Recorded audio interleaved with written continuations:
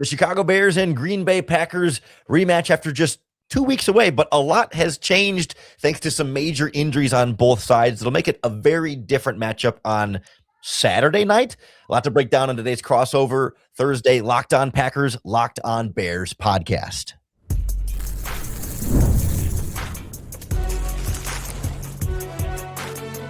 You are Locked On NFL Crossover, part of the Locked On Podcast Network. Your team every day.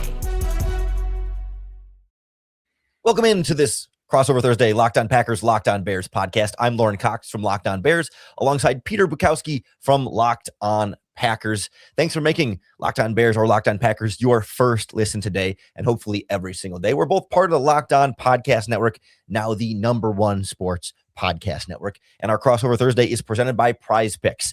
Download the PrizePicks app today and use our promo code LOCKEDONNFL to get $50 in lineups after you play your first $5 lineups. And on our crossover today, we got to talk about a game that just happened 2 weeks ago, but all of a sudden feels like it's going to be a very different game the second time around, despite not that much time elapsing. We'll talk about the injuries that both of these teams are dealing with and how that shapes the matchups in this game and the big keys to victory for both sides. But Peter, I think Bears fans are all wondering about, well, I think we were wondering about health on both of these teams, but we know Micah Parsons is out. We're not sure about Christian Watson. We're not sure about Evan Williams. We're not sure about Zach Tom. What's the current status in Green Bay? What's the level of concern about just how banged up they're going to be? Well, Matt LaFleur stopped short of saying it would be better if we just put who's healthy on the injury report, but that's what it felt like. He said the injury report is going to be substantial, was what he said before we got an injury report on Tuesday, when they faked practice, right? When they put out injury designations, but no one practiced. And so like it's a huge concern. Christian Watson got out on the field on Wednesday, which is a big boost. It is remarkable to anyone that's been following this. He went to the hospital, Lauren. Like he was in the Denver hospital. I'm sure they have multiple, but in a Denver hospital, getting checked out. And it turns out they've not said specifically what the injury is. They called it a chest injury. My understanding is that it is a sternoclavicular strain, but I've also heard, or sprain, but I've also heard that it could be an AC joint. Either way, it's the shoulder, it's the upper body, but it is not something that where like there's, real long-term concerns. He wants to play. Christian Watson wants to play. And this is a guy that recovered from ACL in 9 months, came back on the field, and was immediately the best Packers receiver again. And that's not damning with faint praise. Like he came back and was just immediately awesome for the Packers. Zach Tom and Evan Williams, though, seem like longer shots to play. Evan Williams in particular, we got reporting from Jeremy Fowler that could be a multiple week injury. And Zach Tom, the Packers have played without Zach Tom before. Anthony Belton started at right tackle early in the season. Darian Kennard came in during the game, but it could be former first-round pick Jordan Morgan. So they have some decisions to make on that. Christian Watson, I think if you ask me about any of the three, Christian Watson, I think is the most likely to play. I would put, like, if I got to put injury designations on those guys today, I would say like Christian Watson is questionable. The other two guys are probably doubtful as we head in here. But I have to flip this to you because we were texting about this earlier in the week. Rome Odunze, someone mentioned to me like, hey, did they mismanage this with Rome Odunze trying to get him to play and then potentially having a setback? And now Luther Burden, 2 straight days as DNPs here too. So give me the lowdown on what's going on with these Bears receivers. Yeah, so Rome Odunze's had a thing all season, and it's been kind of an ongoing thing that he's played through for the majority of the year. Initially, they designated a heel issue. Then it came out that it's some kind of stress fracture in the foot that sounds like it's not going to ever get 100% healthy until surgery. Like it's not going to happen in season that, if you just sit him for 2 weeks, he'll be a new man. It's like, no, it's kind of pain management and also just like re-injury risk of overcompensating and something worse happening in the foot. Yeah. And so the Ben Johnson continues to say like they haven't ruled anything out there. There was talk of trying to just kind of shut him down until the playoffs and see if 3 or 4 more weeks of time off can get him ready to go for when the games really matter even more, or if there's a feeling like, well, 2 weeks off versus 4 weeks off doesn't make a difference. So, just kind of see how he's feeling on game day. But there is definitely an injury mismanagement question mark around this Bears team because the week before the Rome Odunze thing, Kyler Gordon injured his calf in pregame warmups. Right.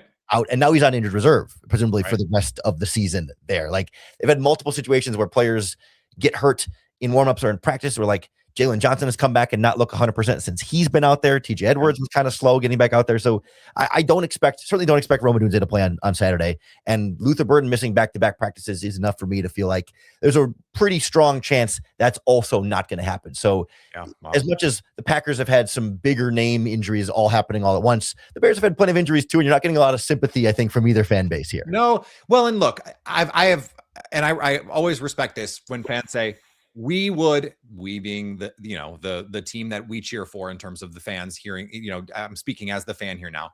We would rather beat you full strength than have, in 2010, I'm telling you with 100% certainty, Packers fans would have rather beat the Bears with Jay Cutler than Caleb Haney. And not that Bears fans have, and to their credit, no one was like, well, if we'd have had Jay Cutler, we'd have won. Like, I have not heard that from a Bears fan in 15 years. And so like, maybe those people exist out there. There's probably some, but that just like put a little pall over all of this. And that stinks, but that's also part of the deal. Like, this is a battle of attrition every single season. And unfortunately, most years it just comes down to who gets lucky with the injuries at the right time, who gets healthy at the right time. And can you get the right matchups here? So what's interesting is if I had to put money on it, Lauren, I would say Christian Watson is going to play on Saturday.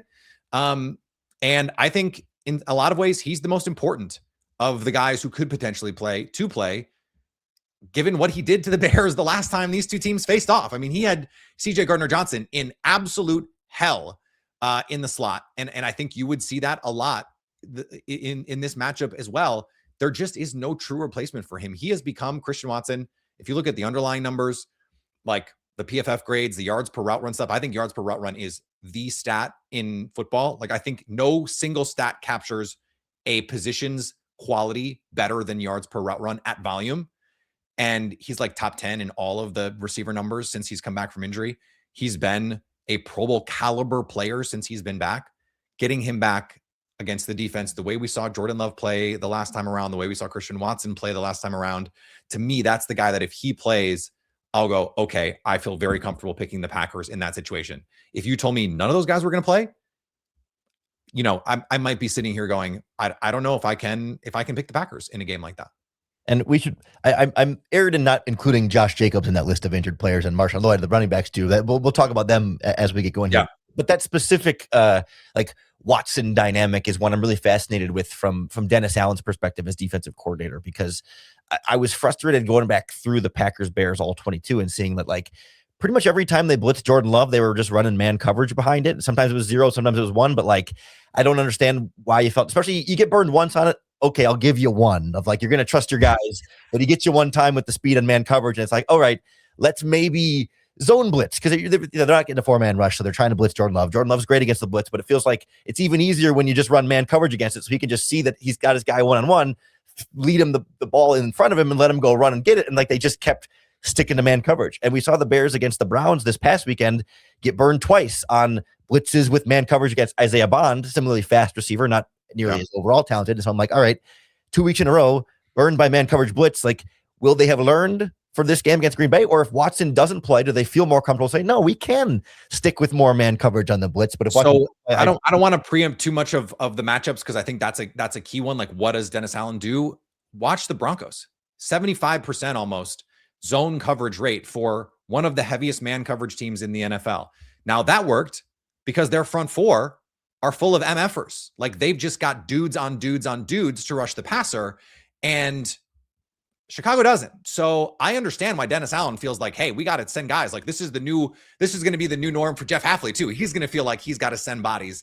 And so that's going to be, I think, a huge part of the storyline here. What I find most interesting about that too is, yeah, Christian Watson, like, he played well in the game, right? When you watched the all 22 as I did, every time Jordan Love had time to throw, guess what? There were 3 guys open, not just Christian Watson, or not just the guy that the ball went to. There's 2 other guys on the backside of the concept also open. And so while I think Christian Watson, if he plays, like I said, I would feel comfortable picking the Packers. It's not like if he doesn't play, the other guys weren't getting open. Jaden Reed, Matthew Golden, Romeo Dobbs, like those guys were getting open too. it's can you protect? And then what is the plan from Dennis Allen? So we'll get into all of that. I don't want to preempt too much of the matchups part of this, because there's a ton of juicy stuff to get into here. Yeah, let's get into that as we continue our Crossover Thursday Locked On Bears, Locked On Packers podcast. Today's Crossover Thursday podcast is brought to you by PrizePicks. This holiday season is one of the best times for sports, with bowl games and big basketball matchups, playoff pushes, certainly for both teams involved on Saturday. It's all happening all at once. And while we're all still making choices every day, one of the most fun places to make the right call is PrizePicks. PrizePicks is the easiest way to get in on daily fantasy. Just pick more or less on at least 2 player projections, lock in your lineup, and you're in the game. So maybe you can pick more or less on Jordan Love's passing yards or DJ Moore's receiving yards, or you can even go across sports to basketball or hockey or soccer or any of your other favorite sports, and you can win with making the right call. And the deposits and withdrawals are quick and easy to keep everything flowing. So download the PrizePicks app today and use our promo code LOCKEDONNFL to get $50 in lineups after you play your first $5 lineup.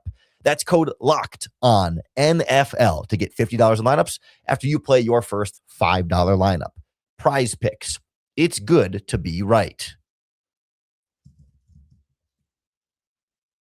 All right, Peter, we started hinting at some of these matchups in terms of how these teams are going to adjust to injuries not being out there as we continue our Crossover Thursday podcast. And I wanted to also get to, like, you hinted at Jeff Hafley's probably going to need to be a little bit more aggressive from a pass rush standpoint without Micah Parsons. I certainly think of all the injuries, he's the individually most impactful in terms of, like, the game plan has to change for both sides of that matchup.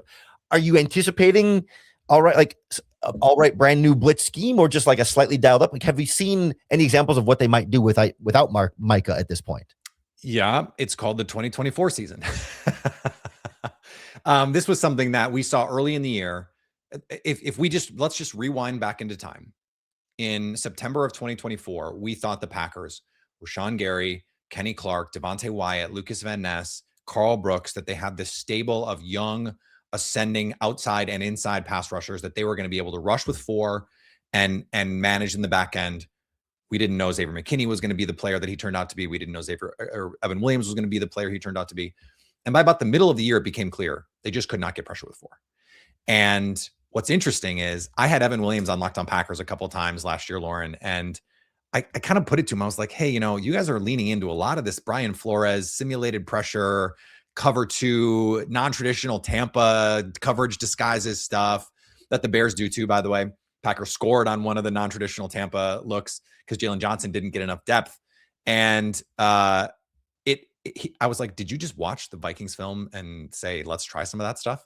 And he was like, I'm not going to say that's what we did, but I'm also not going to say that's not what we did. And so it's like, it is a copycat league for a reason. That stuff works. And I gave the stats the other day. This year against cover 2, the NFL has got 29 touchdowns and 47 interceptions as a league. Wow. So it's like when teams are playing cover 2, and in particular, the non-traditional Tampa has just been a highly effective changeup because no one plays it except the Vikings. No one just lives in cover 2 anymore. This is not 1998 with Monty Kiffin and the Tampa Bay Buccaneers and all that stuff. So it has really been an effective tool. Well, the Packers last year played cover 2 more than any team in the NFL. And part of that was to hide the corners. Part of that was it's a hard, like, against especially middle to lower tier quarterbacks, you got to make those seam throws with Edgerrin Cooper and Quay Walker in the middle of the field, one of those 2 guys running the post, or you got to hit those hole shots on the outside if you want to create explosive plays. Otherwise, it's checkdowns all day. And so that's a tough way to live. And it's not they don't really have the corners to play some of that matchy quarters, Vic Fangio stuff that, the Texans, for example, specialize in, along with that man coverage. So I expect to see more simulated pressures. I expect to see more actual A-gap pressures and stunts and twists and all kinds of stuff. Remember, Lauren, as of like August 25th, Micah Parsons did not play for the Green Bay Packers. So the Packers, Jeff Hafley and Matt LaFleur spent an entire offseason from January until August planning for essentially this group of guys. So they had a plan. They worked it in mini camps. They worked it in training camps. And then Micah came and they had to upend all of it and they reworked their defense on the fly. But Jeff Hafley said on Wednesday, show this team some adversity and they're going to respond. And I think that that's true. We saw them in the middle of last year change on the fly the way they played defense because teams stopped attacking them down the field. And so like, okay, we got to figure out some other stuff to do here. And it worked. I mean, go back to the Philly game. They had Devontae Smith and AJ Brown in shackles that whole game. I mean, in straitjackets that whole game. And Jalen Hurts, they kept him in the pocket. They made him play quarterback. I think that plan here is going to be very similar. Let Caleb sit in the pocket and try and play quarterback. Don't let him get outside the pocket. You almost have to treat him at this point, Lauren, I think, like a running quarterback, where like he's more dangerous, kind of like the prime Aaron Rodgers, which fits, right? That was his favorite player growing up, where you have to treat him as more dangerous outside the pocket than from the pocket. And so maybe we see some mush rush, some interior pressure. I don't look, Jeff Hafley gets paid all the monies to figure this out. Yeah. The thing is I think Dennis Allen has to face the same question. Like, this is who we are. This is what we want to be. But the last time we did it, we got killed doing it. So how much do you want to deviate from what you do this week against the Packers? Like, what do you think? Like if you were advising Dennis Allen, if he asked you, if he called and said, hey, what kind of changeups can we throw? What would you say? Yeah, so I always find Dennis Allen to be stuck in between a rock and a hard place. He's got this eternal lose-lose battle where you got to take a risk one way or the other, and there's no perfect solution here, right? It's you rush 4, you're not getting any pressure, so the quarterback sits in the pocket and has all day to slice and dice your secondary that's also dealing with some injuries. Or you blitz and then you only have, 6 or 5 guys back in coverage, so there's more space for the receiver. And if their blitz doesn't get home and get right to the quarterback immediately, he's going to burn you for a big play behind you. So do you go down swinging, or do you go down, if you play conservatively enough, you make him have to go 10 or 12 plays downfield, and maybe you hope he makes a mistake on one of those 10 or 12 plays, or do you hope that he makes a mistake on that blitz where you maybe try and disguise the coverage a little bit, or he doesn't see where the rusher is coming from, or somebody pops out the last second or bats a pass. So I think it's all about like risk tolerance and risk management there, as far as when and where you pull each string. That maybe in certain longer down and distance situations, you feel like you can just rush 4 and sit back and say, hey, they might complete something easy over the middle, but they're not going to get the 15 yards they need because we trust that we can come up and tackle. But if it's 2nd and 2 and you think they're going to take a shot, maybe you need to bring the blitz to make sure he doesn't have time to sit there and take that shot. So I can't give Dennis Allen the game plan that's like, hey, here's exactly when you do and when you don't. But I hope that he's smart and experienced enough to have a better feel for when and where and how to be able to do that. Because at times I think it has worked, certainly has worked against other quarterbacks. Jordan Love's been pretty good at knowing when it's coming and standing in there and delivering a winnable pass. Like, it felt like the first Bears-Packers game, the main Packers stops came on drives where the Packers had a penalty or Jordan Love missed a receiver. And it happened a couple times, and those were the Bears' main stops in that game. So I don't know how to get more all of a sudden. That's the thing, is I went back and as impressed as I was with Jordan Love in the game, outside of the one throw that by the way, he said, bad read, but the ball also came out weird when he threw it. The one that went right to the defender on the interception. But like he took 2 shots to Romeo Doubs down the rail. And if you look at the single coverage, that's my guy. I'm going to give him a shot. I mentioned this earlier. You look at the concept side, both of the other guys are open on the backside. And so it's just like, just play the play. And if you can protect, I feel like it's going to be effective more often than not.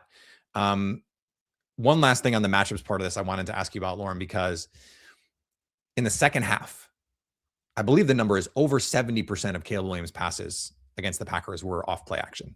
And last week, I believe it was over 60%, if I'm not mistaken, depending on who's charting these things. They clearly believe that this is the best way to get this offense going, and teams are very much afraid of the run. And so it makes sense to get to that. That is a core part of what the Lions do. Jared Goff led the NFL last year in play action attempts. So this is a core part of Ben Johnson. And I think people are reading a little too much into he doesn't trust Caleb Williams stuff. I think there are some questions that Ben Johnson has about Caleb Williams, but if Ben Johnson had his druthers, I think he'd call 70% of play action passes if he could. The problem is on 3rd and 8, you can't really call play action. Although against the Packers, he did a couple times, on 3rd and medium to long, call play action passes, which I thought was hilarious.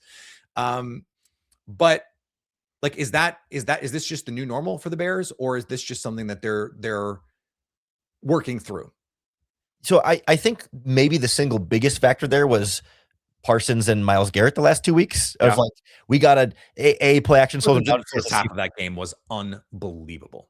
Oh yeah. I mean, it's such an emphasis and like shapes everything you want to do on offense for this team. I mean, they're rolling out away from him a bunch and they're trying to slow him down with chips and protections and stuff.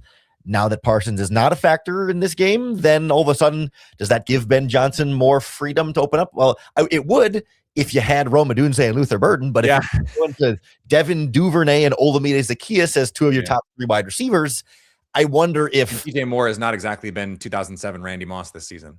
Not exactly, but last week was his best game yet. So I think they're just going to run a lot of 2 and 3 tight end sets. I think you'll see them to compensate, and I think that's going to be one of the bigger differences between these two matchups. Is like they were running some against Parsons to just like block him, but now they're going to use those as more like, hey, we can pass out of this a little bit more as well, and like use those guys as weapons. And that's going to be one of the big keys to victory for Chicago in this game. How they can get other receivers involved or get the offense rolling without some of the same talent at wide receiver. So we'll take a look at what both teams need to do to secure a victory on Saturday night. Next on our crossover Thursday, Locked On Bears, Locked On Packers podcast.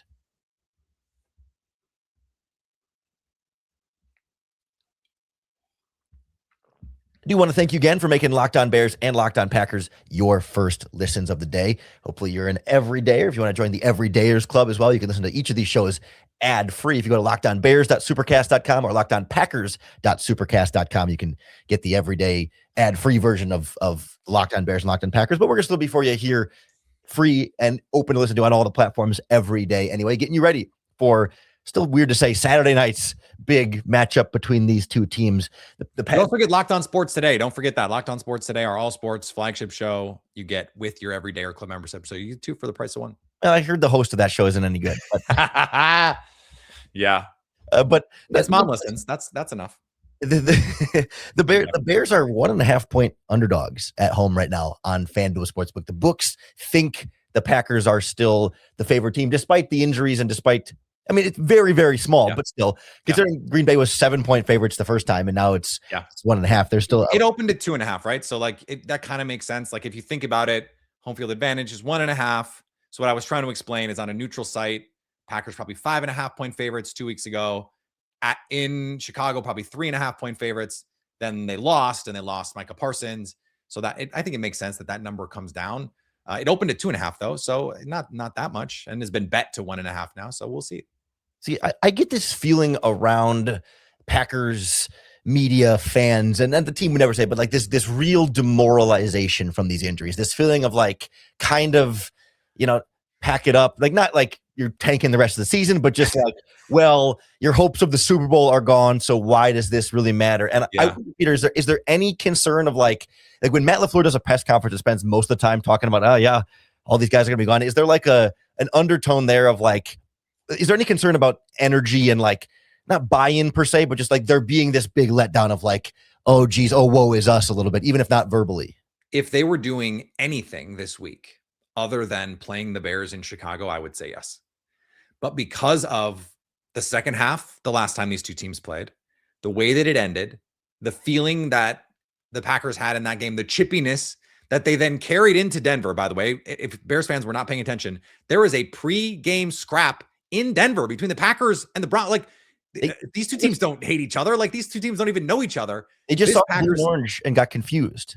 I mean, look, maybe there's some like color blindness. I don't quite know what happened there, but like it's one of those things where Jeff Hafley spoke on Wednesday, and if it weren't Jeff Hafley, and if I hadn't seen this defense in particular fly around all season long and play with that sort of swagger and attitude, and then after Micah Parsons goes out, like let's not forget this.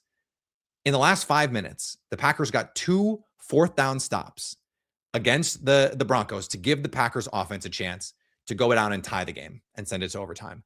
Now, the Packers offense at that point, they could not protect Jordan Love. He was DOA on those plays. Like if you go back and watch, especially like the 3rd and 15 and 4th and 15s, like he just has no shot. He gets to his back foot and there's someone in his lap on both of those plays. But it's just, they kept fighting. They kept playing. And that's who these guys are. They're just, they have a different attitude this year than I have seen, I would say, since 2019. And maybe 2021, but that team didn't feel the same defensively as this team does in terms of just the attitude that they play with. And Jordan Love is such a calming force in all of this. Like, I think that they've seen Jordan Love this year ascend to a level of quarterback play where you just feel like if he's your quarterback, you have a chance to win every week. And I think that it's not, he will not be Aaron Rodgers level in all likelihood, in terms of like, well, we've got Aaron, like we can beat anybody. But I do think that gives everybody a little bit more of that confidence to say, like, this is the same team basically that we had August 15th, for the team to be able to look at themselves in the mirror and go, this is the team we thought we could win the Super Bowl with in August. So why not now? And I think I think if it was the Ravens, I'd be worried about a letdown. If they were playing I was going to say the Steelers, but like Aaron Rodgers probably gives them enough juice to carry that through. But like the Bears is the perfect week. It's the perfect opponent on a short week, no less, to just like, let's just wash the taste out of your mouths and go and fight. Like that's the thing here that I think for the Packers. Now, the other side of that for the Bears, Lauren, is they didn't get the first one. And I'm sure they felt like they could have and should have. Is there an added sense of urgency, do you think, from the Bears because of the way the first game went? And I guess the crucial follow-up is, do you think that matters? Yeah, so I will say in the post-game locker room after they beat the Browns on Sunday, one of the Bears players got the game ball. I think it was the linebacker DeMarco Jackson. In his post-game speech says, like, they just finished beating the Browns. He goes, now we got to go get that bad taste out of our mouth on Saturday. Like immediately the Browns game is over and it's like, Packers, we lost the Packers. We got to go beat the Packers. So very much focused there. Does that, I don't think it makes that much of a difference because I think it's just as much as they were the first time, and that, energy and intensity and focus and desire is not going to be what separates them from winning and losing this game. Yeah. I think for me, it's going to be about kind of, well, first of all, I think Ben Johnson's going to need to scheme his butt off with the receiver deficiencies that they have. Like he's going to have to manufacture open routes. Colston Loveland game, right? What's that again? Colston Loveland game. Yes. I think we're going to see a lot of Colston Loveland. I think we're going to see more Cole Kmet, a lot of DJ Moore, obviously, but they're going to want to lean in the running game and just say, like, I don't know that my receivers are going to be able to create the separation for me. So I got to make sure that conceptually other routes are creating space that receiver can just run into, as opposed to guy, like if I'm Green Bay, I wouldn't mind man-to-man coveraging quite a bit here. You help out on DJ Moore, but let those other guys try and beat you and keep Caleb Williams in the pocket. I think that would go a long way. But if they could just not beat themselves in that regard and not get behind and down a distance from penalties, certainly not turn the ball over on the last throw of the game, would make a big difference. Like, I don't think Chicago feels like they have to do a bunch of stuff drastically different from the first time, but just kind of like simple, like slow things down, play your game a little bit more, and you can hold on for a potential victory. Yeah, I don't know if you're going to see a bunch of man coverage specifically, but I do think you will see them more willing to play press, which is something we saw last year. They when you play cover 2, if you're going to play Tampa, like you press up on the outside. Bears fans, and they watched the Bears play that Tampa 2 for years, Lovie Smith and all that good stuff with Brian Urlacher. You can play physical on the outside. And so if it's going to be Zacchaeus and DJ Moore is probably going to play a lot in the slot, then you obviously you can't press in the slot the same sort of way. But I think the Packers, if Evan Williams doesn't play, they have a good answer with Javon Bullard, who was, I think it's easy to forget now, the no doubt day one starter as a safety last year before they had to move him to the slot. He was really he played awesome in the Bears game 2 weeks ago. I mean, he was flying around. They signed Nate Hobbs, who's not been able to get back on the field because he was not good as a boundary corner. He's really a slot corner. That's his best position. So I think they have some answers there. To me, for the Packers, you have to contain Caleb Williams in the pocket, and you have to protect Jordan Love. Those are the things. Like, I think I said this before the Bears game the first time, if you protect Jordan Love, you will win, because I just don't think the secondary is good enough, even without Christian Watson, frankly, to hold up down to down, play to play. And I think we saw that play out in a lot of ways. You mentioned it. It was the Packers' penalties and their own mistakes that kept them from winning the game. And so that would be if I'm going to give 3 keys to victory here, wow, it would be the penalties, because last week that was a huge story. They finally get a holding penalty for Micah Parsons, and then they commit a bonehead personal foul penalty. The first field goal of the game 2 weeks ago only happens because Keyshawn Nixon gets called for a personal foul penalty, which was nonsense, by the way. And then another penalty. I think the Bears, I think they created 18 yards of offense on that drive, and it was 30 yards of penalties from the Packers, or maybe even more. So That's the other part of it, is just don't beat yourself. And I think both teams feel that way. Like both teams feel like if they play their games, they're going to win. And that's what makes this fun, because it's probably the first time since 2018, at least, that both teams could say that. And I'm not even sure the 2018 could say that for the Packers. Yeah, it's certainly a sign of how the times have changed, and it's been fun to look at like how much these two teams have changed just in 2 weeks since these two teams played last. But it's going to be a great Saturday night matchup for us to break down for you right here on the Locked On Packers and Locked On Bears podcast. So make sure you hit the subscribe button on YouTube or wherever you listen to the podcast. Tune in tomorrow as we get our final previews together and maybe have more concrete injury updates. I mean, we'll see how the week goes on here. If any big news changes, you can be sure we'll have it covered for you on our respective shows, and then we'll break it all down for you afterwards. So for Peter Bukowski from Locked On Packers, I'm Lauren Cox from Locked On Bears, and we will talk to you again tomorrow.